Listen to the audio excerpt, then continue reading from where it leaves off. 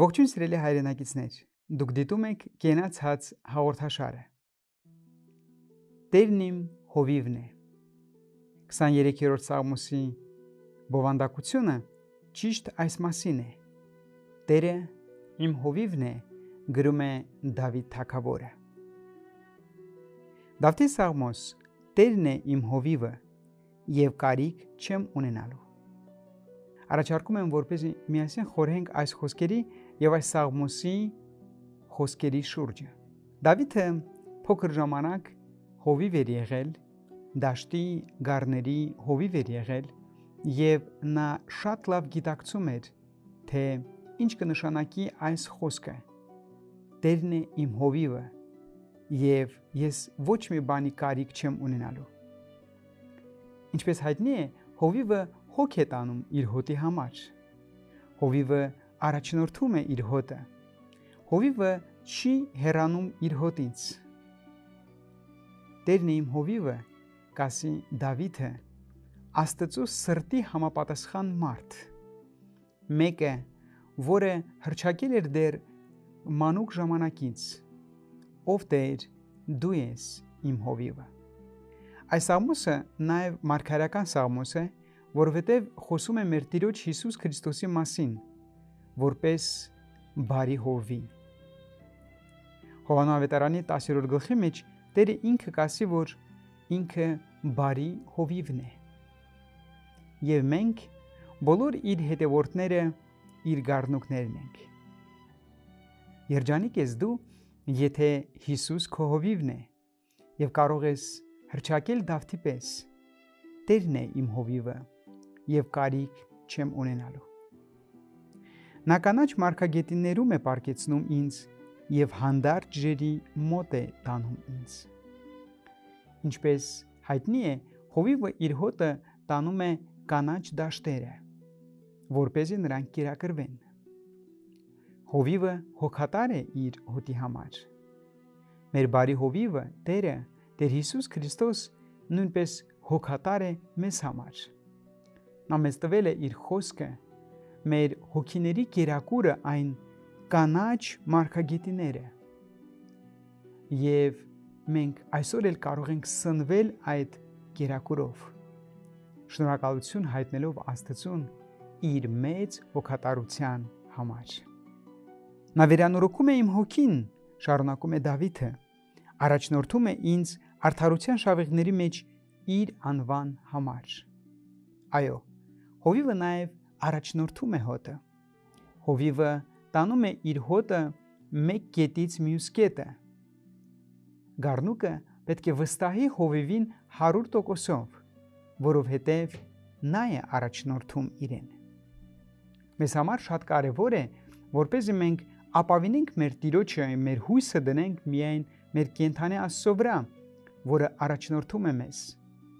տանում է մեզ այս կյանքի ճանապարհով, կերակրելով, հոգ տանելով եւ վերջում էլ կբերի իր անմիջական ներկայության մեջ, որպեսզի մենք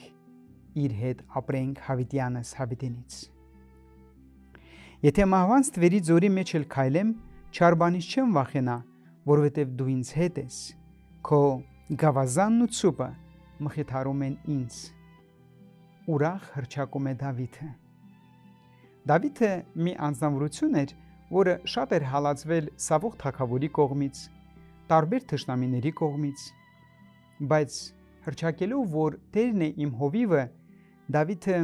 անցնելով տարբեր վտանգներով, նա ասում է, եթե մահվան ստվերի ձորի մեջ էլ քայլեմ, չարից չեմ վախենա, ով Աստված, որովհետև դու ինձ հետ ես։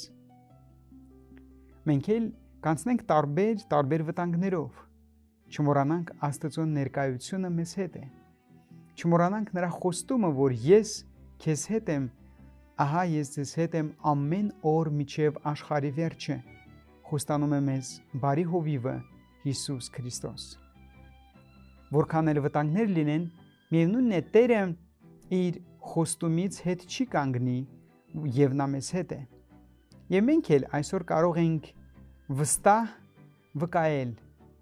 որ բազմիցս անցել ենք տարբեր վտանգավոր իրավիճակներով, բայց բարի հովիվը իր ապահովությամբ, իր ներկայությամբ տվել է մեզ անվտանգություն։ Ցուպը եւ գավազանը, որ այստեղ շեշտում է Դավիթը, դա հովիվի գավազանն է, որը օգտագործում էր թշնամիների դեմ, երբ որ վտանգ կար հոտի համար։ Տերը մեզ շրջապատում է իր ներկայությամբ եւ պահում է մեզ, ասելով. ես քեզ հետ եմ եւ իմ աչքը քո վրա է։ Դու սեղան ես պատրաստում իմ առջև իմ թշնամիների դիմաց, դու իմ գլուխն օծում ես յուղով, իմ բաժակը լեփ լեցուն է։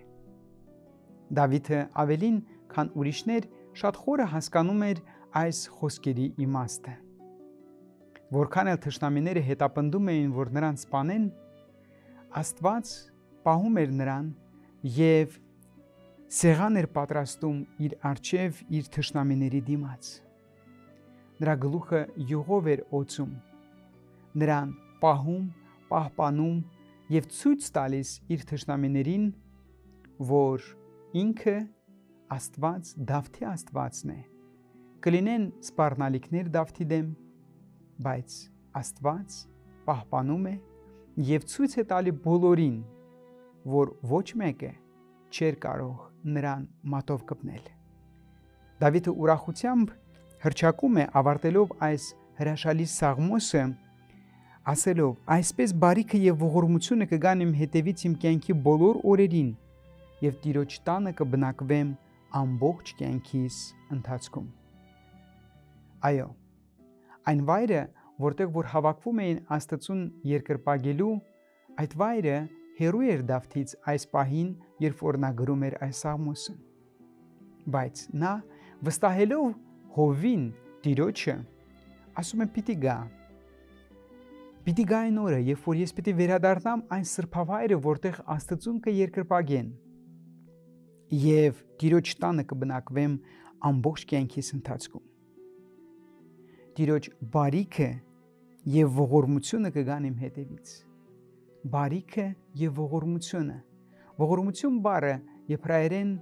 շատ խորը նշանակություն ունի։ Աստված մտնում է մարդու դրության մեջ, նայում է մարդուն իր աչքերով։ Դավիթը միշտ ապրում էր Աստծո ողորմությունը իր կյանքում։ Նա գիտի ինչի մասին է գնում խոսքը։ Այսօր մենք էլ սիրելիներ, հռչակելով Հիսուսին որպես մեր բարի հովիվը, ապրում ենք Տիրոջ սերը, ողորմությունը եւ շնորհքը մեր կյանքի ընթացքում։ Մենք ոչ թե մի քանի տասնյակ տարի պիտի իր տան մեջ բնակվենք, այլ հավիտյանս հավիտենից։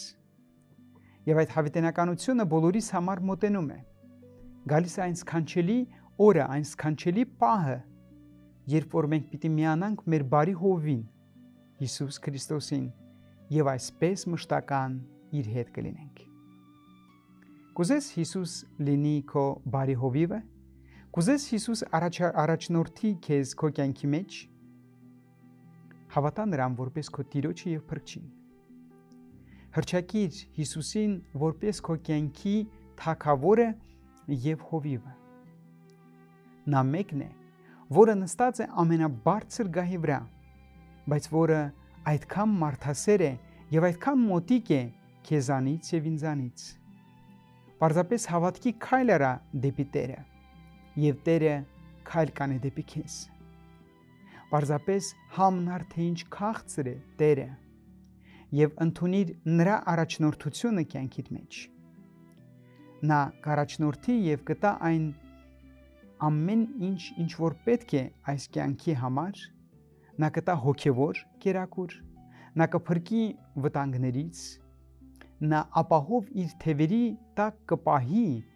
եւ կբերի հավիտենական բնակարան։ Սիրելիներ, Տերը օրհնի ձեզ եւ օգնի, որպեսզի Դավթի այս սաղմոսը, որը կոչվում է Տերն իմ հովիվն է, ամեն մեկիս կյանքի սաղմոսը դառնա, ամեն մեկիս կյանքի երգը դառնա։ Տերն իմ հովիվն է եւ ես ոչ մի բանի կարիք չեմ ունենալու։ Նա իմ առաջնորդն է, նա իմ անվտանգությունն է, Նա ինձ հոգևոր կերակրողն է, նա ինձ հավիտենական բնակարան տանողն է։ Փառք Աստծուն այս փաստի համար եւ թող Տերը օրհնի ամեն մեկի ընտանիքը։ Ամեն։ Շնորհակալ եմ ձեր ուշադրության համար։ Մինչ նոր հանդիպում։